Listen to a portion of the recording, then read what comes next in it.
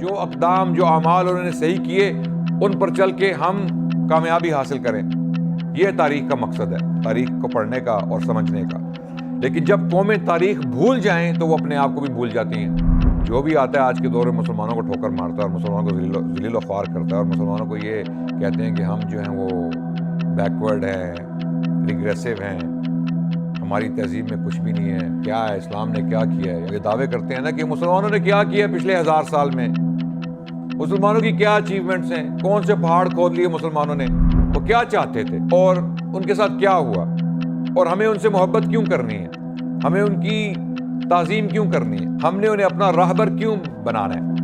ان میں کون سی ایسی خاص بات تھی صلی اللہ علیہ وسلم کہ ہم انہیں اپنا نبی مان لیں اور ان کی پیروی کریں. اور انہوں نے کلمہ شہادت جو ہے ان کے سامنے پڑھا، اشہد ان لا الہ الا اللہ واشہد ان محمدا رسول اللہ. میں یہ بھی شہادت دیتا ہوں کہ یہ محمد جو ہیں یہ اللہ کے رسول ہیں، سچے نبی ہیں، یہ سن لو.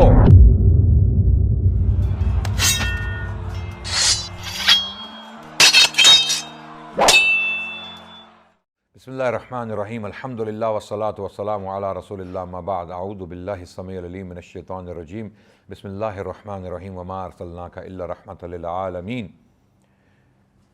ناظرین کرام، آپ کی خدمت میں تاریخ اسلام کے سلسلے کی ایک اور کڑی پیش کرنے جا رہے ہیں. ہم سیرت النبی پر گفتگو کر رہے تھے اور اگلی آنے والی اقساط میں ہم اللہ کے نبی صلی اللہ علیہ وسلم کی سیرت کو مکمل کریں گے اور اس کے بعد خلفائے راشدین کی سیرت پر بھی روشنی ڈالیں گے اور اس کے بعد جو آنے والا دور تھا اسلامی تاریخ کا اس کے بارے میں بھی گفتگو کریں گے، تاکہ آپ اسلامی تاریخ کے بارے میں جو ہے وہ کچھ شعور رکھیں. آج کے دور میں سب سے بڑا المیہ یہ ہے کہ ہم اپنی تاریخ بھول چکے ہیں، اور جب انسان اپنی تاریخ بھول جائے تو وہ اپنی شناخت بھی بھول جاتا ہے. وہ کہا جاتا ہے نا کہ کوا چلا ہنس کی چال، اپنی بھی بھول گیا. تو یہ مثال ان لوگوں کے لیے ہے جو کوے بن جائیں، اور کوا وہی لوگ بنتے ہیں جو اپنی تاریخ بھول جاتے ہیں. جو لوگ اپنی تاریخ یاد رکھتے ہیں وہ ہنس ہی رہتے ہیں، انہیں کوا بننے کی ضرورت ہی نہیں پڑتی. تو اسی لیے تاریخ کا علم، تاریخ کا ادراک اور تاریخ کا شعور کسی بھی قوم کے لیے بہت ضروری ہے. اللہ سبحانہ تعالیٰ نے تاریخ قرآن میں کھول کے بیان کی. اس کا مقصد یہی تھا کہ لوگوں کو یہ یاد دلایا جائے کہ جو لوگ تاریخ بھول جاتے ہیں وہ سبق نہیں حاصل کر سکتے. اور قرآن میں تاریخ بیان کرنے کا مقصد ہی یہ ہے کہ لوگ سبق حاصل کریں پچھلی اقوام کی غلطیوں سے، اور جو بھی صحیح اقدام انہوں نے کیے اپنی کامیابی کے لیے دنیا اور آخرت میں، ان کو رپیٹ کریں، ان سنتوں پر چلیں. یعنی جہاں غلطیاں ان کو چھوڑ دیں اور جو صحیح اقدام تھے، جو صحیح اعمال تھے ان پر چلیں. یہ ہے مقصد تاریخ بیان کرنے کا. اللہ کو کیا ضرورت ہے کہ پچھلے واقعات بیان کریں، پچھلی قوموں کے واقعات بیان کریں. قرآن تقریباً 30 سے 40% قرآن کا جو متن ہے وہ تاریخی متن ہے، وہ تاریخ پر مبنی ہے. پچھلے انبیاء کی کہانیاں، موسیٰ علیہ السلام کے ساتھ کیا ہوا، ابراہیم علیہ السلام کے ساتھ کیا ہوا، قوم لوط کون تھے، اور حضرت سلیمان علیہ السلام اور دوسرے واقعات. مقصد سبق دینا، lessons, learn your lessons. Idea تاریخ کا یہ ہے کہ آپ کو باشعور رکھنا ہے. پچھلی اقوام کا علم اس لیے حاصل کرنا ہے کہ ان کی غلطیوں سے سبق حاصل کیا جائے اور ان کے جو صحیح اعمال تھے ان کو اپنایا جائے، تاکہ جو تباہی وہ دیکھ چکے ہیں، جس تباہی کا وہ شکار ہو چکے ہیں، ہم اس تباہی سے بچ جائیں اور جو اقدام جو اعمال انہوں نے صحیح کیے ان پر چل کے ہم کامیابی حاصل کریں. یہ تاریخ کا مقصد ہے، تاریخ کو پڑھنے کا اور سمجھنے کا. لیکن جب قومیں تاریخ بھول جائیں تو وہ اپنے آپ کو بھی بھول جاتی ہیں، اور اس کا نتیجہ یہ ہوتا ہے کہ آپ اپنی شناخت کھو بیٹھتے ہیں. آپ کو یہ بھی نہیں پتا کہ آپ مسلمان کیوں ہیں. خود مسلمان سے پوشیدہ ہے مسلمان کا مقام. جب ایک شخص اپنے آباء و اجداد کی تاریخ کو نہیں جانتا ہوگا، اگر اس سے پوچھا جائے کہ تم کون ہو، تم کیا ہو، تم کہاں ہو، تم کیوں ہو، وہ کیا جواب دے گا؟ ایک مسلمان کو نہیں پتا کہ وہ کون ہے، کیا ہے، کہاں ہے اور کیوں ہے۔ ان تمام سوالات کے اگر آپ جواب نہیں دے سکتے تو آپ اپنی شناخت کھو بیٹھے ہیں، اور اس کی ایک وجہ تاریخ سے ناواقفیت۔ اسی لیے ہم یہ سلسلہ جو ہے وہ جاری کر رہے ہیں، تاکہ آپ کو کچھ نہ کچھ شعور حاصل ہو جائے اپنی تاریخ کے بارے میں، مسلمانوں کی تاریخ کے بارے میں۔ جب آپ تاریخ پڑھیں گے تو آپ کے 14 طبق روشن ہو جائیں گے، یا جب تاریخ کے یہ لیکچر سنیں گے انشاءاللہ امید ہے کہ آپ کے 14 طبق نہ روشن ہو تو 5-7 تو روشن ہو جائیں، تاکہ آپ کو شعور حاصل ہو کہ ہم بھی کوئی چیز ہیں، ہم بھی بیٹھے ہیں راہوں میں، ہم بھی پڑے ہیں راہوں میں۔ جو بھی آتا ہے آج کے دور میں مسلمانوں کو ٹھوکر مارتا ہے اور مسلمانوں کو ذلیل و خوار کرتا ہے، اور مسلمانوں کو یہ کہتے ہیں کہ ہم جو ہیں وہ بیکورڈ ہیں، ریگریسو ہیں، ہماری تہذیب میں کچھ بھی نہیں ہے، کیا ہے اسلام نے کیا کیا ہے۔ یا آج کل کے ماشاءاللہ جو انگریزوں کے انڈے بچے ہیں ہمارے ملکوں میں، وہ یہ دعوے کرتے ہیں نا کہ مسلمانوں نے کیا کیا پچھلے 1000 سال میں، مسلمانوں کی کیا اچیومنٹس ہیں، کون سے پہاڑ کھود لیے مسلمانوں نے۔ تو جب ہم یہ تاریخ پڑھیں گے، اس کا جائزہ لیں گے، تو پھر سمجھ آئے گی کہ مسلمانوں نے کیا کیا ہے پچھلے 1000 سال میں۔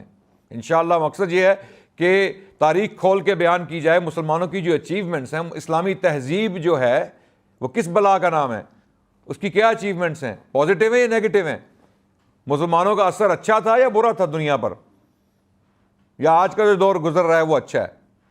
ہم یہ تمام سوالات جو ہیں وہ اٹھائیں گے اور ان کا جواب دیں گے انشاءاللہ۔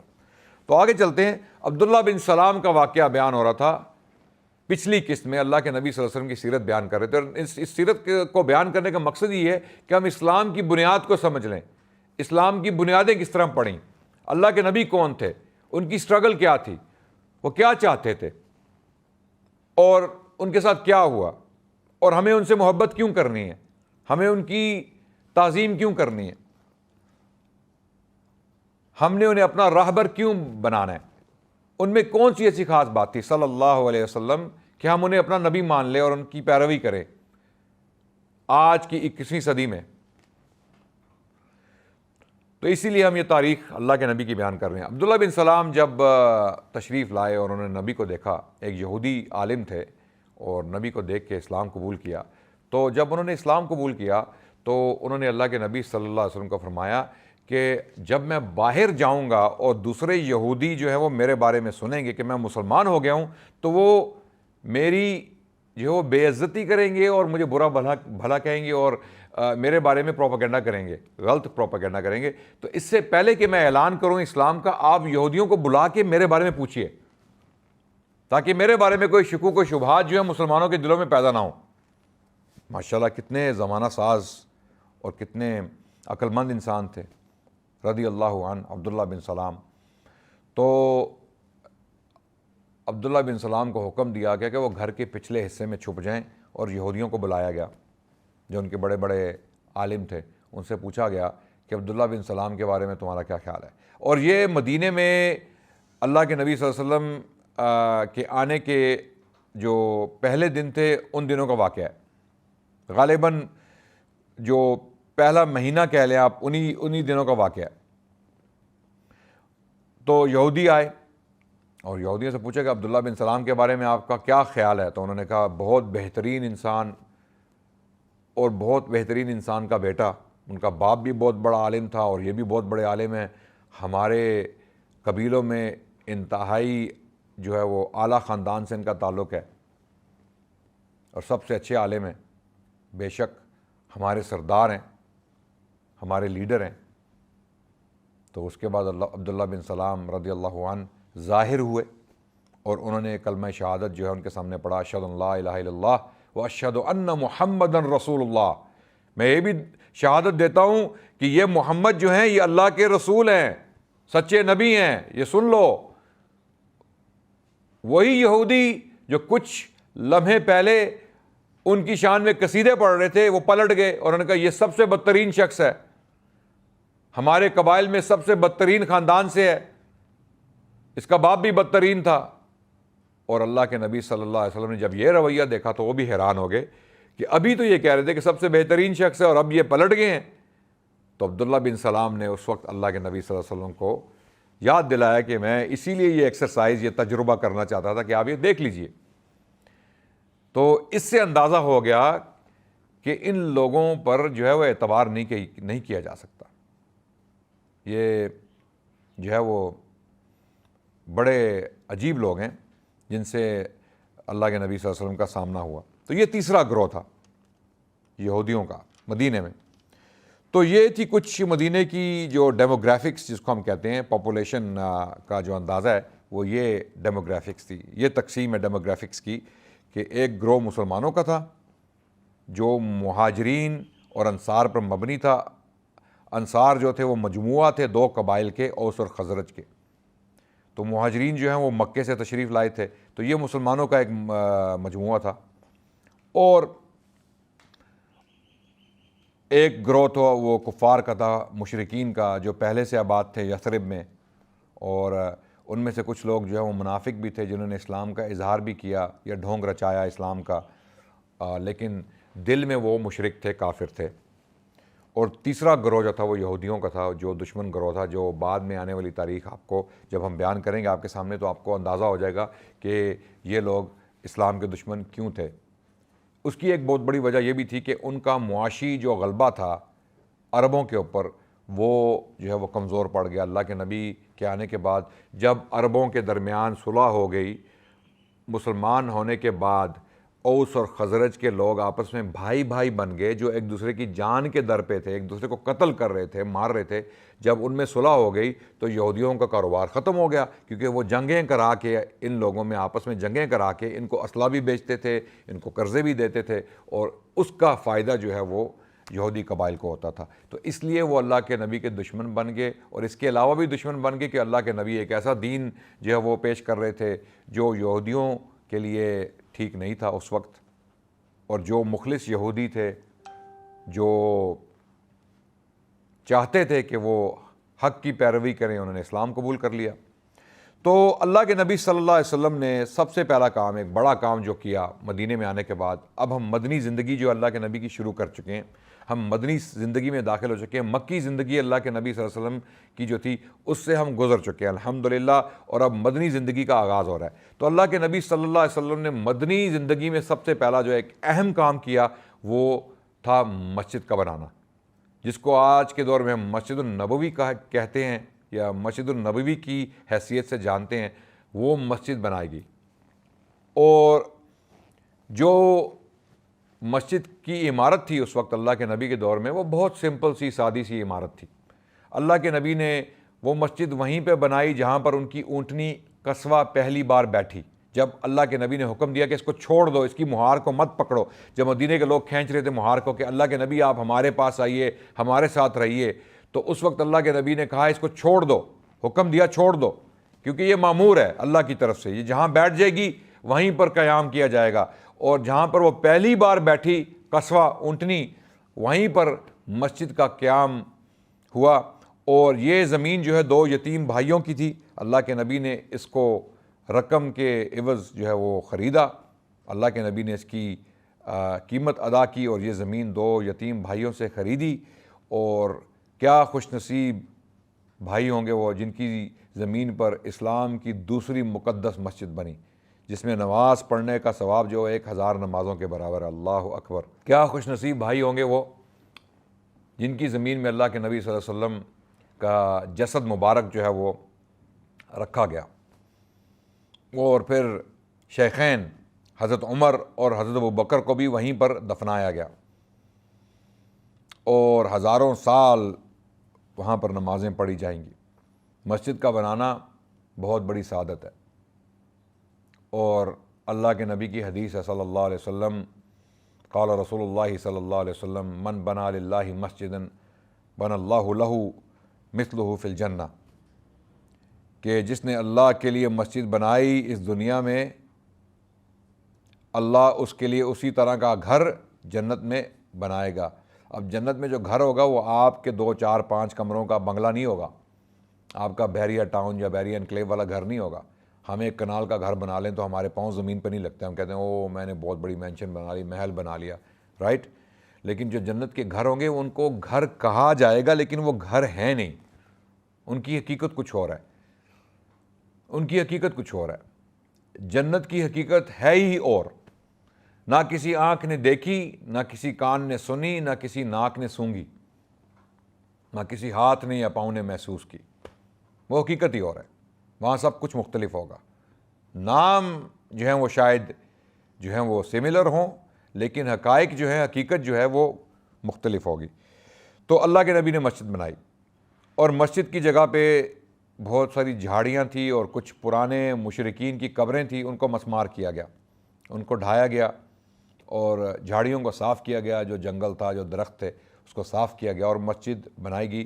مسجد کی جو زمین تھی اس کی اس کا جو حجم تھا مثال کے طور پہ وہ تقریباً 100 میٹر بائی 50-60 میٹر ہوگا۔ یعنی آج کے دور میں اگر آپ مسجد النبوی میں جائیں تو آپ نبی کا جو روضہ ہے اس کے ساتھ ہی مسجد کا جو حصہ دیکھیں گے جو ریاض الجنہ کے نام سے مصلی ہے اللہ کے نبی صلی اللہ علیہ وسلم کا، وہ دیکھیں گے کہ وہاں پر ڈارک گرین کارپٹ ہے، گہرے سبز رنگ کا قالین ہے، وہ جو احاطہ ہے وہ اللہ کے نبی صلی اللہ علیہ وسلم کی مسجد کا سائز تھا۔ آج کی جو مسجد النبوی ہے وہ تو بہت بڑی ہے، وہ تو سمجھیں کہ پوری مدینے کی جو آبادی تھی اللہ کے نبی کے دور میں اس کا احاطہ کر چکی ہے۔ آج کی جو مسجد النبوی ہے اس کی جو زمین ہے، اس کا جو حجم ہے، وہ مدینے کی تمام آبادی جو اللہ کے نبی کے دور میں تھی اس کا احاطہ کر چکی ہے یہ مسجد۔ اللہ کے نبی صلی اللہ علیہ وسلم کی جو مسجد النبوی تھی جو ان کے دور میں بنائی گئی، اس کا حجم جو ہے وہ تقریباً 100 میٹر بائی 60-70 میٹر ہوگا۔ اگر آپ اس کے حجم کو دیکھنا چاہتے ہیں آج بھی تو وہ سعودی گورنمنٹ نے مسجد میں وہ جو جگہ ہے اس پر جو ہے وہ ڈارک گرین کارپیٹ بچھایا ہوا ہے، گہرے سبز رنگ کا قالین، اس جگہ کو آپ دیکھیں تو وہ اللہ کے نبی صلی اللہ علیہ وسلم کی مسجد کا حجم تھا۔ اچھا، اس کی کیفیت کیا تھی؟ مسجد کیسی تھی؟ آپ کی مسجدیں اللہ کے فضل سے ماشاءاللہ آج کے دور میں اتنی بڑی بڑی شاندار مسجدیں، محل، گنبد اور پلرز اور ڈیکوریشنز، فانوس، قالین، وضو ایریا ایسا کہ جو ہے وہ انسان دیکھتا ہوگا کہ پھسل ہی نہ جائیں یہاں پہ، یعنی بہت خوبصورت مساجد بنا لی ہیں لیکن ایمان کی کوالٹی وہ نہیں ہے۔ وہ جس طرح اقبال نے کہا نا، مسجد تو بنا دی شب بھر میں ایمان کی حرارت والوں نے، من اپنا پرانا پاپی ہے برسوں میں نمازی بن نہ سکا۔ وہ نماز نہیں پڑھ سکے ہم، مسجدیں ہم نے ایسی بنا لی کہ جس طرح کسی بادشاہ کا محل ہو، لیکن ایمان وہ والا ہم پیدا نہیں کر سکے جو اس کچی مسجد میں صحابہ کا تھا۔ ہماری اصل سٹرگل یہ نہیں ہے کہ ہم مسجدیں بنائیں بڑی بڑی بڑے بڑے گنبدوں کے ساتھ، ہمارا اصل جو المیہ ہے وہ یہ ہے کہ ہمارے پاس وہ ایمان نہیں ہے جو ان لوگوں کے پاس تھا۔ اصل دولت ایمان ہے، عمارت نہیں ہے۔ ہم عمارتیں بنا کے سمجھتے ہیں کہ ہم نے ایمان قائم کر دیا، ایمان حاصل کر لیا، لیکن حقیقت یہ ہے کہ ایمان کا عمارت کے ساتھ کوئی تعلق نہیں ہے، ایمان کا تعلق دل کے ساتھ ہے، اعمال کے ساتھ ہے۔ وہ مسجد بنائی انہوں نے، اس کے پلرز، اس کے جو ستون تھے وہ کھجور کے تنے تھے، چھت جو ہے وہ کھجور کے پتے تھے، زمین جو ہے وہ کنکریوں اور مٹی کی تھی، اور اللہ کے نبی صلی اللہ علیہ وسلم جب سجدہ کرتے تھے تو وہ کسی قالین پہ سجدہ نہیں کرتے تھے، باقاعدہ مٹی کے اوپر جو ہے وہ سجدہ ریز ہوتے تھے صلی اللہ علیہ وسلم، اور ان کے چہرے پر مٹی کے نشان ہوتے تھے، اور کچی زمین تھی، اور دیواریں جو ہیں وہ کچی اینٹوں کی تھی، گارے کے ساتھ مسجد کی دیواریں جو ہیں ان کو لیپا گیا تھا۔ آج بھی آپ کسی گاؤں میں چلے جائیں پسماندہ علاقے میں پاکستان کے، آپ کچے گھر دیکھیں گے مٹی کے بنے ہوئے، بس آپ سمجھیں کہ مسجد نبوی کی شبیہ جو تھی کچھ ویسی ہی تھی، کچا مکان، اور اس مسجد ہی سے پوری دنیا کو فتح کیا گیا۔ اس کچے مکان سے، اس کچی مسجد نے اتنا کردار ادا کیا، پوری دنیا میں ایک انقلاب آ گیا۔ اخلاقیات کا، اسلام کا، ایمان کا، امن کا، انصاف کا، رحم دلی کا، جو اسلام کا انقلاب آیا چائنا سے لے کر اسپین تک، اس مسجد کے بنانے کے ٹھیک 100 سال بعد، ود ان 3 جنریشنز، 3 نسلوں کے اندر اصحاب الرسول، ان کے شاگرد تابعین اور تبع تابعین جو ان کے شاگرد تھے، 3 جنریشنز کے اندر انہی کی زندگیوں میں اسلام کا غلبہ پوری دنیا میں قائم ہو گیا۔ بلکہ اصحاب الرسول زندہ تھے۔ سن 92 ہجری کا سال، سن 92 ہجری، 92 ہجری، اللہ کے نبی نے ہجرت کی، 1 ہجری کا سال تھا، year 1 جب اللہ کے نبی مدینے میں داخل ہوئے، اور 11 ہجری میں اللہ کے نبی کی وفات ہوئی صلی اللہ علیہ وسلم۔ سن 92 ہجری، 80 سال بعد، ٹھیک 80 سال بعد، اللہ کے نبی کی وفات کے 80 سال بعد، کچھ صحابی جو حیات تھے، انس بن مالک اللہ کے نبی کے ایک برگزیدہ صحابی جنہوں نے بہت ساری احادیث اللہ کے نبی سے براہ راست بیان کی، جو اللہ کے نبی کے خادم بھی تھے، وہ زندہ تھے 92 ہجری میں، 94 میں ان کی وفات ہوئی۔